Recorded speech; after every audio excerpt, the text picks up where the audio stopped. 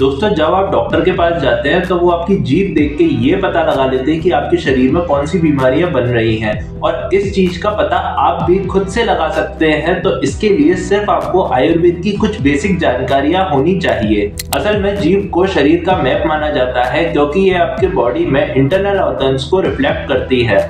हमारे जीभ में हजारों ब्लड वेसल्स और नर्व्स प्रेजेंट होती हैं, जो हमारे अलग अलग ऑर्गन से कनेक्ट होती है।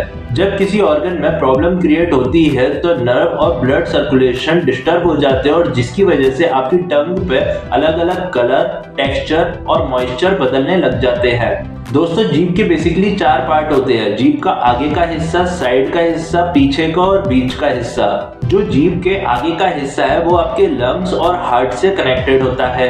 मिडल पार्ट का कनेक्शन आपके स्टमक और इंटेस्टाइन से होता है। जीभ के साइड का हिस्सा आपके लिवर और गैल ब्लैडर से कनेक्टेड होता है, और जीभ का पिछला हिस्सा आपके किडनी और ब्लैडर से कनेक्टेड होता है। तो दोस्तों, अगर आपके जीभ का कलर चेंज होता है तो ये इंडिकेट करता है कि आपके ऑर्गन में कोई ना कोई परेशानी क्रिएट हो रही है। और अगर जीभ पतली या मोटी हो रही है तो ये रिप्रेजेंट करती है स्वेलिंग को या वाटर रिटेंशन को।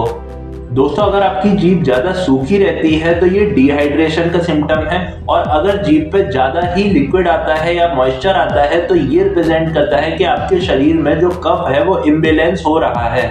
अगर आपकी जीभ पे बार बार छाले होने लग जाए या फिर लाल धब्बे देखने मिल रहे हैं तो समझ जाना कि आपको विटामिन की डेफिशिएंसी हो रही है या फिर आपको किसी चीज से एलर्जी हो रही है। जब आपकी बॉडी के अंदर टॉक्सिन्स बढ़ जाते हैं तो ये आपके डाइजेशन और ब्लड फ्लो को डिस्टर्ब कर देते हैं, और जिसकी वजह से आपको कई बार सफेद, काली या पीली कलर की जीभ देखने मिलती है। तो अगर आपकी जीभ का कलर चेंज हो रहा है तो इसका मतलब आपके शरीर में कोई बीमारियां क्रिएट हो रही हैं। जो ओरिजिनल कलर होता है हमारी जीभ का वो होता है लाइट पिंक। अगर आपकी जीभ लाइट पिंक कलर की है तो ये हेल्दी मानी जाती है, मतलब आपके शरीर में अभी कोई रोग नहीं है। लेकिन अगर आपकी जीभ का कलर लाल हो रहा है तो समझ जाइए आपके अंदर विटामिन बी की डेफिशिएंसी हो सकती है, आपके हीट ज्यादा जनरेट हो रही है, पित्त बढ़ रहा है या फिर आपको फीवर आ रहा है। इसी तरह से अगर आपकी जीभ का कलर पीला होने लग जाए तो इसका मतलब आपके लिवर की प्रॉब्लम क्रिएट हो रही है।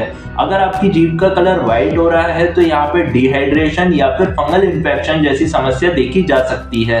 ग्रे कलर रिप्रेजेंट करता है आपके डाइजेस्टिव इश्यूज को, पेप्टिक अल्सर को या मुंह के छालों को। अगर आपकी जीभ का कलर ब्राउन देखने मिल रहा है तो ऐसे में आपको चाय और कॉफी इमीडिएटली बंद कर देनी है, क्योंकि ये आपके शरीर में ड्राइनेस क्रिएट कर रहा है, और जिसकी वजह से जो सलाइवा है वो प्रॉपर बन नहीं रहा।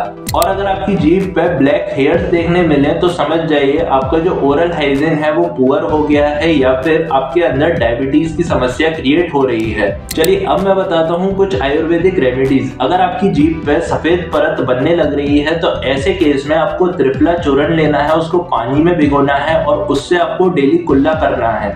तो इससे आपकी जो सफेद परत है जीभ की वो हट जाएगी। इतना ही नहीं, आप अपने डाइजेशन को इम्प्रूव करने के लिए आंवला, सौंफ और अदरक का यूज कर सकते हैं। अगर आपको अपनी जीभ पे छाले बार बार दिखाई दे रहे हैं तो ऐसे केस में हल्दी में थोड़ा सा शहद मिला के उस लेप को अपनी जीभ पे लगाइए, या फिर आप हल्के गुनगुने पानी में नमक डाल के सुबह गरारे भी कर सकते हैं। दोस्तों, अगर आपकी जीभ पर्पल कलर की है तो ऐसे में आपको आयरन रिच फूड ज्यादा लेना है और विटामिन B12 भी ज्यादा लेना है। आयरन रिच फूड मिलता है आपको अगर आप गाजर, चुकंदर, आंवला, पालक और व्हीट ग्रास इन सबको मिला के जूस पीते हैं तो इससे आपकी आयरन की डेफिशिएंसी दूर हो जाएगी। और इसके अलावा अगर आपको अपनी हीमोग्लोबिन को शूट अप करना है तो रात में किशमिश लेना और किशमिश को पानी में भिगो के छोड़ देना, सुबह उठ के उसमें थोड़ा सा नींबू निचोड़ के उसको खा लेना, तो बढ़िया आपका जो हीमोग्लोबिन है वो बढ़ जाएगा। लेकिन ध्यान रखना ये सर्दियों के समय पे नहीं करना है, क्योंकि ये शरीर को बहुत ठंडा कर देगा, तो हो सकता है आपको कफ हो जाए। विटामिन B12 की डेफिशिएंसी को दूर करने के लिए आपको फर्मेंटेड फूड ज्यादा लेने हैं, जैसे फर्मेंटेड दही ले सकते हैं, फर्मेंटेड राइस ले सकते हैं, इडली, डोसा, ढोकला या फिर एप्पल साइडर विनेगर भी आप ले सकते हैं। अगर आपके मुंह से दुर्गंध ज्यादा आती है तो ऐसे केस में आपको कुंजल क्रिया सीख लेनी चाहिए। कुंजल क्रिया का अभ्यास आपके मुंह को एकदम फ्रेश कर देगा, आपके स्टमक और इसोफेगस को भी एकदम फ्रेश कर देगा। और दोस्तों, अगर ये वीडियो आपको पसंद आई तो लाइक करके जरूर बताइए।